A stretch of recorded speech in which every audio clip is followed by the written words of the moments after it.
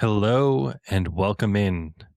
This is the Bitcoin Escape Hatch, a Bitcoin only education channel where the signal is information and the outcome is financial freedom.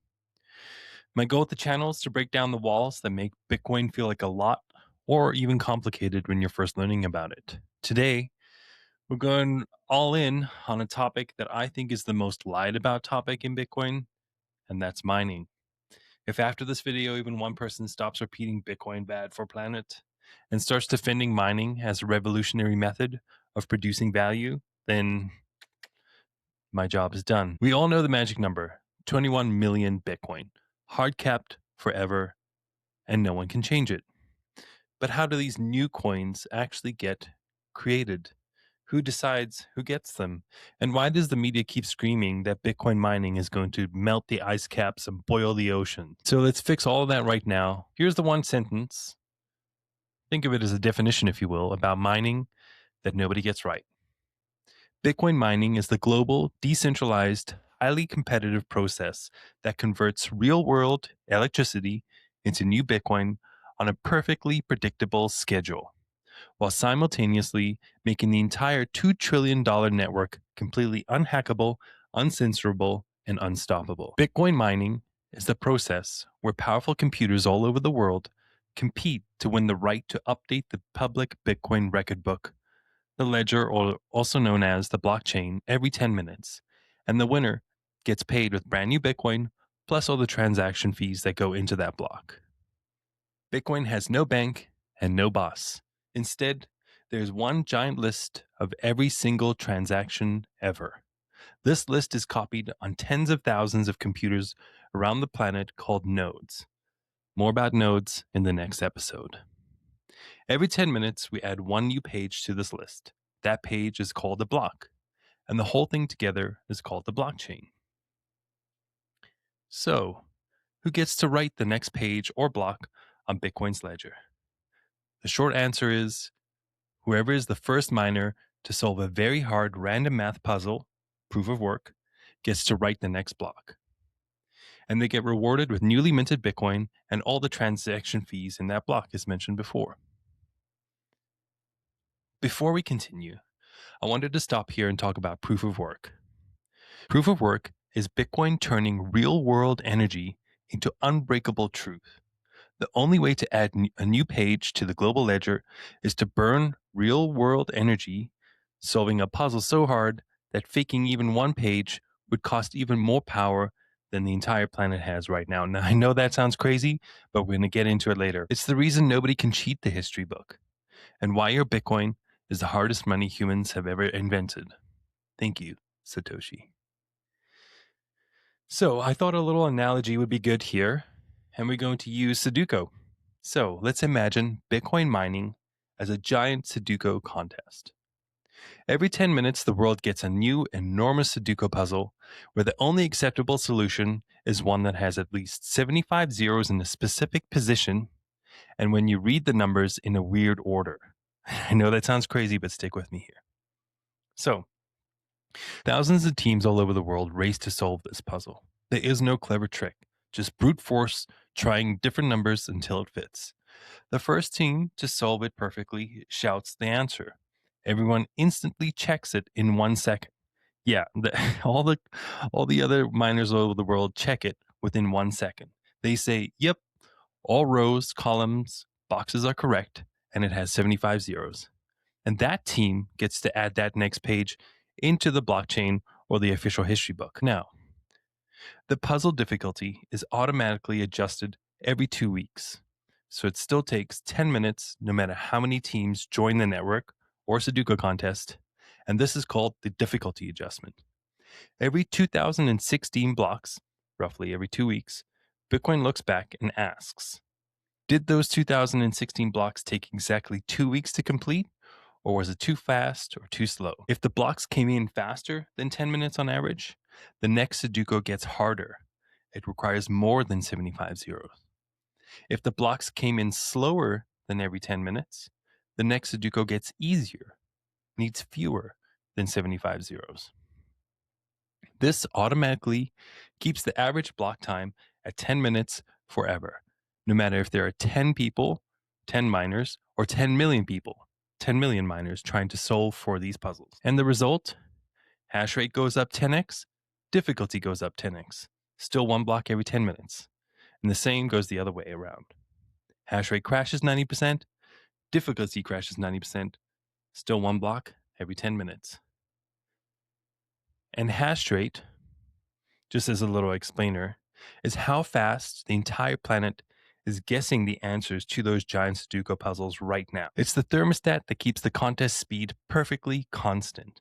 Right now, in December of 2025, the planet is guessing 800 quintillion answers per second, and that's why it requires so much energy. All right, so let's take a look at how one block is born. Thousands of miners all over the world grab the latest waiting transaction and stuff them into the bucket. This bucket is called a candidate block. Think of a block waiting in line next to go up onto the ride or roller coaster or whatever. At the top of the bucket, they write a little note that says, P.S. Pay the winner of this round 3.125 brand new Bitcoin plus all the transaction fees that are in that block once they complete that block. That note is called the Coinbase transaction because it's where the new coins are based. Now the race starts. They have to find one magic 32-bit number called a nonce. That, when mixed with everything else in the bucket and run through Bitcoin's blender, the SHA-256 hash function, it spits out a result that starts with a crazy amount of zeros. Imagine a blender that only accepts tickets that have numbers that start with a bunch of zeros, normally about 17 right now, instead of something that starts with just a bunch of random numbers. There are 4 billion possible nonces. That word sounds weird, but you usually need to try trillions and trillions of different combinations of every nonce plus timestamp plus transaction order before you get lucky, before you're able to complete that block or guess that number. The very first miner who finds the winning number jumps up and yells, "I've got it." They broadcast their solved bucket to the entire planet. Every other computer checks it in less than a second. They say, "Yep, there's enough zeros. The transaction looks legit. Cool story. Here's your Bitcoin. We're jealous. Let's get on to the next one." Everyone adds that new page to their copy of the history book and immediately starts working on the next bucket. So everybody keeps a copy of the ledger of every single transaction that's ever taken place on the Bitcoin network, which is it's just so amazing. The winner just printed 3.125 fresh Bitcoin out of thin air, plus all the fees people paid to get into that block. And the network is now a little more secure than it was 10 minutes ago. And that's it. That's how a block is born. In 10 minutes, 24/7, every single day, nonstop, since 2009. And it's never been successfully cheated, not even once. And a few key points. It's not decided by anyone, no committee, not by voting or permission. It's purely probabilistic. The miner or mining pool with the most hashing power has the highest chance. Think of those huge mining sites, but anyone with even a tiny amount of hardware can theoretically win a block. See my little bit axe over there? Fingers crossed. So in short, the next page is written by the first miner who gets lucky and was fast enough to solve the proof of work puzzle.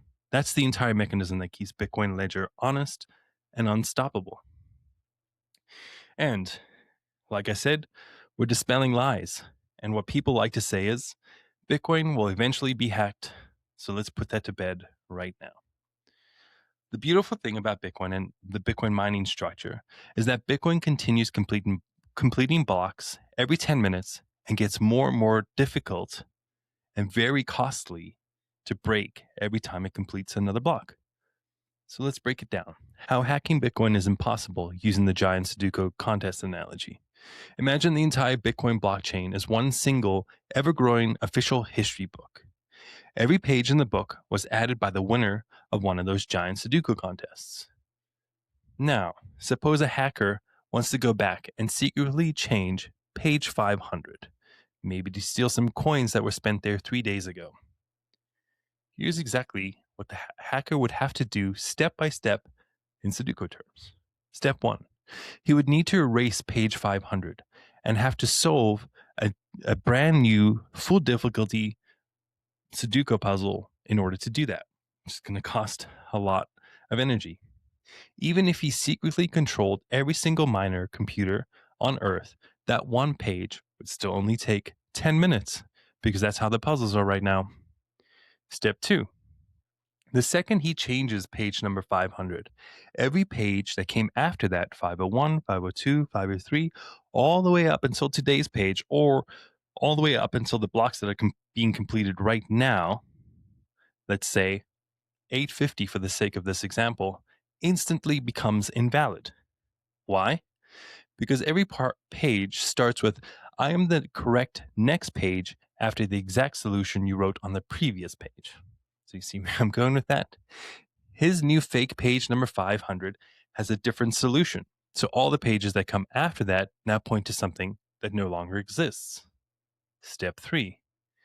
Now he has to secretly throw away those 350 pages and resolve 350 brand new full difficulty Sudokus, one after another, that all chain perfectly together onto his new fake page number 500. Meanwhile, the other honest teams in the Sudoku contest are all still calmly solving the next normal page every 10 minutes, 851, 852, 853, and, as we like to say, tick-tock, next block. For his fake history book to win, he has to finish redoing those 350 old pages and keep going forever and faster than the honest world adds one page at a time, which he can't do because of the difficulty adjustment. Even in the craziest fantasy, where he controls 100% of the planet's guessing power, if he were to control all the miners in the world, he still falls behind almost instantly. Bottom line, once your transaction is buried just under 6 to 10 perfect Sudokus, so roughly 1 to 2 hours, reversing it is harder than rewriting the last 2 years of history with a crayon while the rest of the planet is writing with permanent marker. That's why Bitcoin's history is set in stone. So, the real numbers in Sudoku terms as of December 2025. To catch up from just 6 pages behind, about 1 hour, the attacker would need more Sudoku solving power, so more mining power, than the rest of the entire planet combined. And he'd have to keep that up for hours without anyone noticing. And people would notice almost instantly, because the nodes audit the network every 10 minutes. To rewrite something that happened yesterday, 144 pages deep, he would have to secretly outsolve every single honest team in the world for an entire day straight, and the energy and money costs alone would be tens of billions of dollars. And that's why, once a transaction is buried under even a handful of pages or blocks, it's effectively impossible to change. The history book is written in permanent marker, and the only pen that works is the one that can outsolve the entire world. That's just crazy. And I hope I explained that in a way where when you hear that, you're like, yeah, like it kind of gets impossible even just an hour later. Like you have to somehow force your way through all of those, which would be impossible to begin with because of the difficulty adjustment, which keeps everything at a 10-minute interval. So, that said, let's dive into one of the biggest misconceptions about mining that I think everyone has heard, and that is Bitcoin is terrible for the environment, wastes massive amounts of energy, and is going to melt the ice caps. Bitcoin mining isn't just about solving puzzles. It's the world's most powerful economic engine for turning overlooked, underutilized energy sources into revenue. Miners act as the buyers of last resort, snapping up excess power that would otherwise be flared, spilled, or curtailed while paying premium prices for it. So when we say buyers of last resort, they are paying premium, sometimes 5 to 10 times more, for this energy that they can use to power Bitcoin miners. This creates a flywheel. Cheap energy lowers mining costs, Mining profits fund more renewable infrastructure, and the whole system accelerates the green transition faster than subsidies alone ever could. No central planning needed, just pure market incentives. Let's expand on that with more specifics, backed by real world data and updates as of December 2025. I'll dive deeper into the tech, economics, environmental wins, and ongoing developments for each spot. So, first up is Texas, where they started mining Bitcoin with flaring waste. Texas produces more oil than anywhere else, but oil wells also churn out associated natural gas as a byproduct. Without nearby pipelines, operators historically had two bad options: vent it, releasing raw methane straight into the air, or flare it, burning it inefficiently in open flames. Methane is a beast. It is 84 times more potent than CO2 as a greenhouse gas over 20 years, and flaring only combusts 75 to 92% of it, wasting energy and spewing emissions. In 2024 alone, Texas flared enough gas to power 1.5 million homes. Enter Bitcoin. Miners like Giga Energy, Upstream Data, and Marathon Digital Holdings. They deploy modular micro data centers, shipping containers, packed with 200 to 500 ASIC Bitcoin miners right next to these wells. The gas is piped into site generators, often natural gas engines or microturbines, that produce electricity at 99% combustion efficiency, powering the rigs to mine Bitcoin. I mean, like, I love that. That is awesome. So, the economic angle here.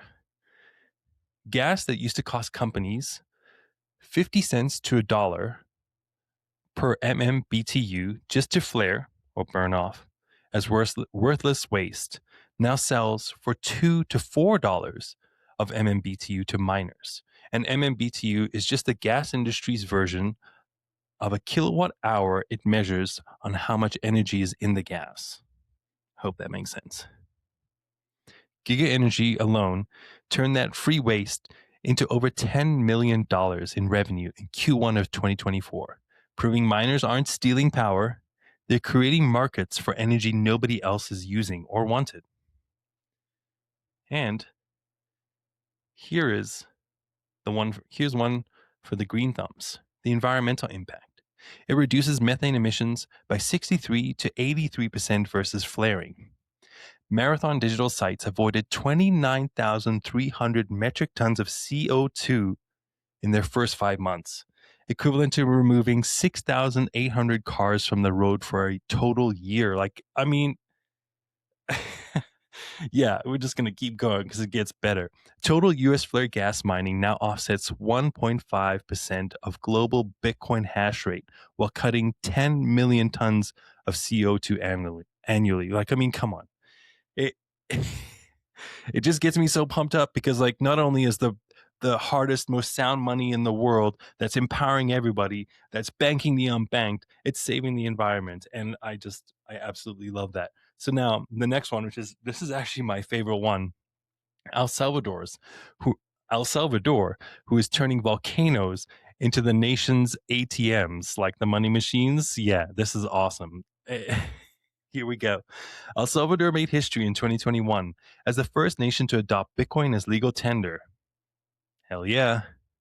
But the real game changer is its geothermal pivot. The country has 170 plus volcanoes, 20 of them active, and they all sit in the Pacific Ring of Fire, producing endless steam from underground magma. Perfect for baseload renewable power. You know where I'm going with this, right? Previously, this was the most exported or underused. Now it's fueling a sovereign mining empire. President Nayib Bukele, his flagship is the Tecapa volcano mine, run by the state-owned El Salvador's geothermal utility. It taps 1.5 megawatts from high-pressure steam into spin turbines, generating electricity for 300 plus mining rigs in climate-controlled trailers. The output, since 2021, they've mined 474 Bitcoin, adding to the national stack, which I think they're over 6,500 now. So the economic angle there, which is they're mining Bitcoin for free, But here we go. 100% renewable power at near zero marginal cost. Surplus volcano steam that otherwise goes unused. Profits from the mine Bitcoin is over $46 million since 2021. These fund public services like healthcare, like come on, schools, and even debt reduction in a country that was previously on physical brink before President Bukele. And I mean, like, that is just such an awesome statement. They're mining Bitcoin and building schools and giant libraries. And yeah, anyways, the national Bitcoin strategy delivered 50 to 70% return on investment in 2024 alone. So, the environmental impact? It's zero emission mining. Geothermal heat is endless and carbon free, and it offsets their fossil imports. I mean, El Salvador turned a seismic liability into a financial strategy, proving small nations can mine their way to sovereignty. And I absolutely love that. Now, here's one or a few that I think many people don't know about. And I think it's just amazing. Kenya and Ethiopia, mini grids to mega impact in rural Africa. Africa's energy paradox. 600 million people lack electricity, yet renewables like hydro produce excess power at night or in low demand seasons that gets curtailed. So it produces so much electricity they can't use it because they lack the infrastructure. Enter gridless compute, founded in 2022 and backed by Jack Dorsey, which deploys a mobile 500 kilowatt containers at rural hydro plants. They buy 100% of the surplus output. So whatever surplus the government has, they sell it to these miners, and they make money off electricity that would not be used anyways. And they run these miners 24/7, and they get a share of the Bitcoin that is awarded. Yeah, in Kenya, sites near Hell's Gate National Park, an extinct volcano, and the Osirian hydro plant soak up nighttime overages, stabilizing the grid, which is awesome. And one Kenyan hydro cut resident rates. This is what's awesome. It makes electricity more affordable for the residents in that area from 35 cents to 25 cents, powering 5,000 households affordably while funding expansions. I mean, come on. Ethiopia, the world's cheapest green energy at 3 cents per kilowatt hour. Gridless taps Grand Ethiopian Renaissance Dam surplus. The government earned $200 million from mining in 2024 alone. Like, and they export the surplus to miners instead of just letting the water spill. So the economic angle, Gridless now runs 6+ sites across 4 countries, powering 1,200 Zambian homes, 1,800 Malawian homes, and creating 50+ local jobs. Revenue funds clean water, schools, and Ethiopia's mining tariff could hit $640 million a year in exports. It's amazing. So the environmental impact of that, 100% hydro and geothermal. Africa's Bitcoin hash rate is 3% global. They hold 3% of the global hash rate and is now fully renewable. It costs them nothing, offsetting coal elsewhere. One Malawian microhydro plant added 500 households post-mining. The model's grassroots. Miners as anchor tenants make remote plants viable, turning energy poverty into profit. There's more. We're going to keep going. Bhutan. This one was awesome to learn about. We'd heard about it in social media a few times. I love how they did it so sneakily because that is a part that I love about Bitcoin, where there's no bar to entry. Anybody can join the network. You just need an internet connection and a wallet, and you're on. And this country did it in the most epic way. Himalayan hydro as a strategic reserve. Bhutan's Gross National Happiness Index got a crypto boost. Nestled in the Himalayas, its glacial-fed rivers enabled runoff river hydro, no dams needed, producing surplus during monsoon seasons that used to flood or spill. Now, Enter Bitcoin miners. Since 2019, state-owned Druck Holdings and Investments has mined with its stranded power, listen to this, hitting 13,029 Bitcoin holdings by March 2025, which they all mined. They mined all of that. 4 mining farms of a total of 100 megawatts, scaling to 600 megawatts by 2025, use 100% hydro at 2 cents per kilowatt hour during low export seasons to India.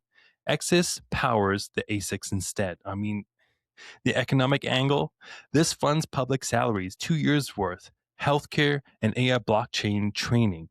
They sold 513 Bitcoin for 59 million back at the 2025 peak, which is just smart treasury management. And they use that money for their own country, which is amazing. So they used free energy, mined the Bitcoin, sold the tippy top, and funded their infrastructure. And I mean, that is just awesome. The environmental impact is carbon negative.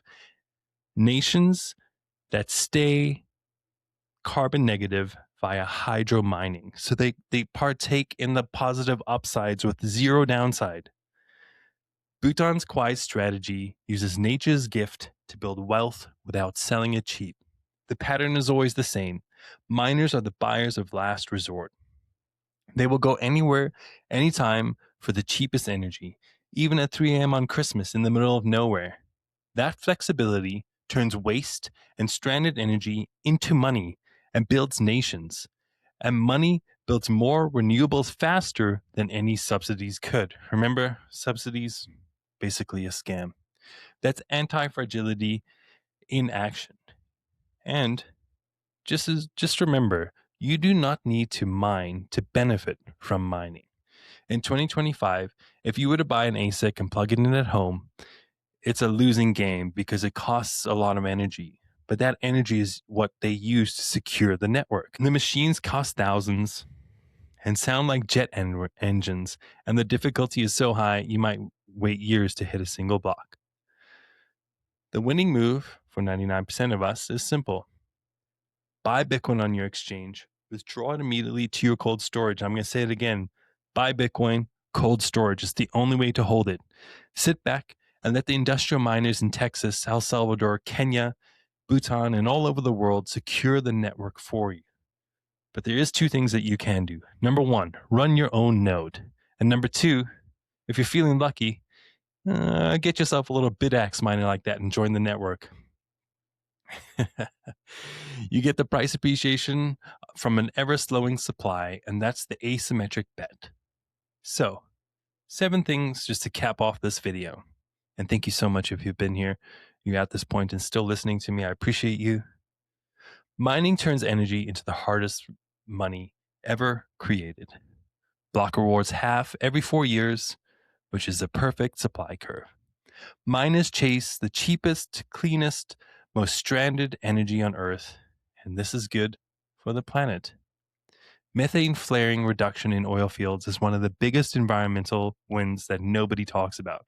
Nobody talks about that. Countries and villages are funding schools and hospitals with volcanoes and rivers and wasted gas, and they're mining Bitcoin and selling it and funding infrastructure. It's the best. Number 6, you do not need to mine to win.